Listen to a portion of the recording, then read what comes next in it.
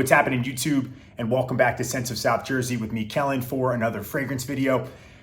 Today, what we're going to be doing is taking a look at some rare flankers to one of my favorite inexpensive Italian barbershop style aromatic fougères. You hear me talk about it all the time. It is Cerruti 1881 Pour Homme, but today I have three rare flankers to that fragrance. These came out a couple years ago, early 2000s, mid 2000s. I'm just going to talk about these three, which of the three are, the best. They are going to be ranked in order of how much I like them. These are the only ones that I have as far as a flanker goes for that fragrance, because usually, in my opinion, the original always tends to be the best, but these are actually ones that are worth talking about and making a video for you. Before we jump into the video, I do want to mention a couple things. Sorry for the delay in the videos. I know I had several come out all at one time. I actually am at home training for my new job that I got, and the training is ending. And I thought during the home training I would have a lot more time to do videos, but that was not the case, unfortunately. But I did find some time today to be able to make some for you. So if it's your first time here, make sure to subscribe. Check out my Instagram page, for news and updates on the channel, photos of fragrances for my collection, daily scent of the day posts. Check out the TikTok that I have if you're interested in that. It's not fragrance related, but you can check it out at Sabro88. And also, guys, my Mecari page. I have a Mecari page where you can purchase fragrances directly from my collection. They're things that I've had or reviewed that I'm just no longer wearing, and I'd rather have somebody else enjoy them. That way I can make room for new things. I have put some rare stuff on there. There's things like Escada Pour Homme, Escada Magnetism, the original Calvin Klein, and a bunch of other things you can check out. And always feel free to reach out to me if you are interested in something and you don't see it listed. I may have it and may be willing to part ways with it, because if I'm not wearing it, I don't want to have it anymore. So let's not waste any more time, and let's jump into these flankers for Cerruti 1881.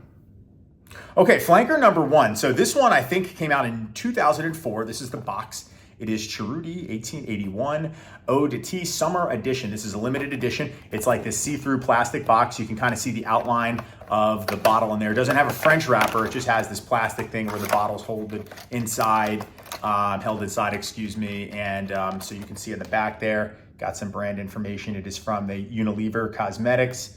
On the bottom, there is what looks like a batch code. This one is made in France. B204A is the batch code if you're interested. I kind of don't like these plastic boxes. They're really flimsy. Koros has done that a couple times with some of their summer flankers, but let's look at the bottle too. So it looks like it's some sort of like high C, Kool-Aid, Mountain Dew type of color. It is a blue color. However, it is not necessarily a blue fragrance too. You can see on the bottom there's that batch code. So this is priced right around, I got this for $39 on Mecari from another seller, but I see them as high as 85 bucks. And you can see there, no neck caps. That's Unilever, they did have that. Let's see the distribution on this. Get some of that on my hand here.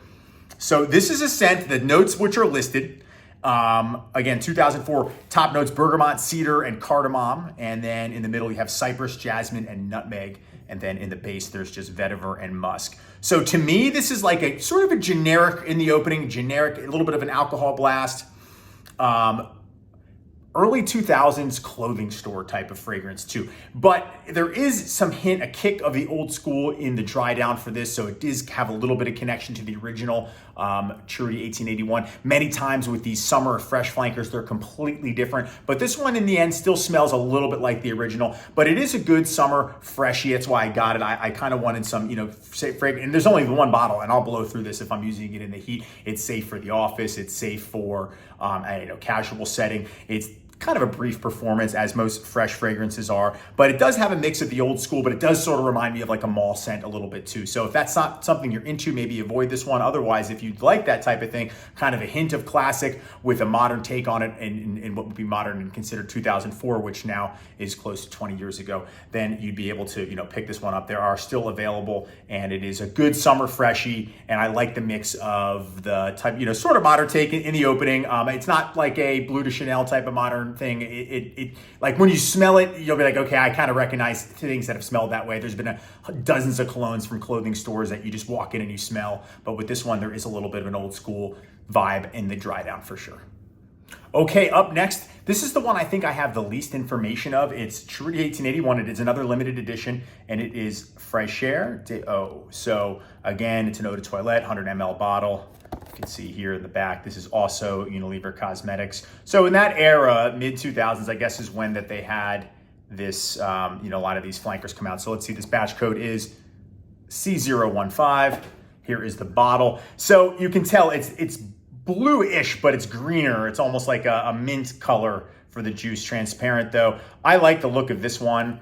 So here you can see on the bottom there some more info about it. And this one, C015, it says it right there. If its camera's gonna focus, it's not that important. So we'll take this one off. Again, crimped neck, we'll spray some here. Better sprayer with this one. So this one, again, I don't know the year it came out. There's no note listing. To me, in the opening, it's like a tropical floral, almost like a white floral. Reminds me of, definitely, you get a little bit of sea notes in there, like a, fresh ocean breeze. This one is probably cleaner and fresher than the other one. I like this one better than the one we just talked about. However, it is further removed from the OG. There really isn't much of the OG in here. A little bit of greenness in the dry down, but it's not necessarily going to be super close or have anything that is even remotely close to the original, just a hint of greenness. But overall, to me, it smells better and actually lasts longer from what I found too. Again, still have a brief formulation or brief performance, but it's a fresh, definitely tropical sea breeze type of scent. I really liked it. I brought this one down at the shore and it was a great choice. And this one is a little bit more rare. This one I also got, this one was eBay for 39 bucks, but I'm not seeing as many of them as I saw with this one, with the Eau de Tea Summer Edition, because they're both limited editions. But this one, as far as the summer kind of fresher takes on it goes, this is the better of the two. If you're gonna get one, I would just get this one. All right, guys, the third and final flanker on this list to the original 1881 Pour Homme for Men by Cerruti is an aromatic fougere. Came out in 2015, and it is Cerruti 1881 Edition Blanche. Guys, this one is hands down the best of all of them. Let's see, this one is Cody's. This is Cody, a little bit newer, 2015, that would make sense. Anyway, that stuff's not important. Open it up, does have the traditional French wrapper.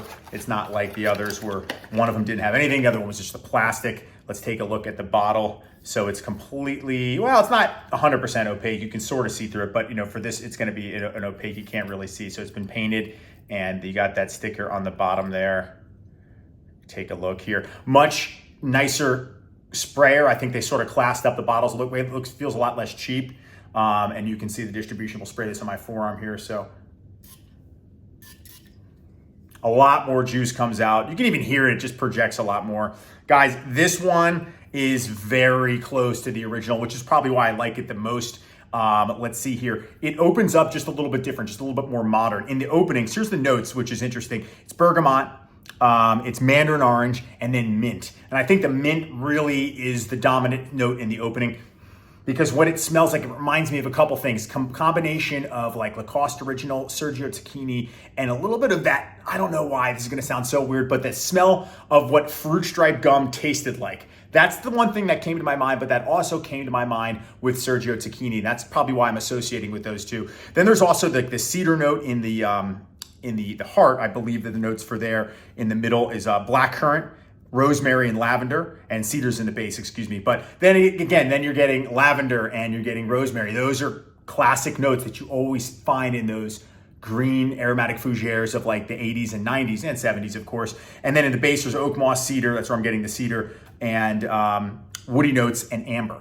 So it's not a sweet scent by any means. It's very masculine. The cedar's in there, that I think adds to the old schoolness of it. But if you want something closer, just a little bit different, a little bit more modern in the opening, this is an amazing flanker. I backed this one up because of how much I liked it. The other two are good. I will go through them. I probably wouldn't buy them again, but this one I bought a backup of because it just, to me, it smells the absolute best. It's the closest to the original, which is the best. But out of the flankers that I've smelled, this one is a close second. There's another flanker that I'm interested in called Cerruti 1881 Intense, and I'm very interested to find how that smells, but it's extremely hard to find. Can't find it anywhere. But this one is classy. You could definitely wear it all year round.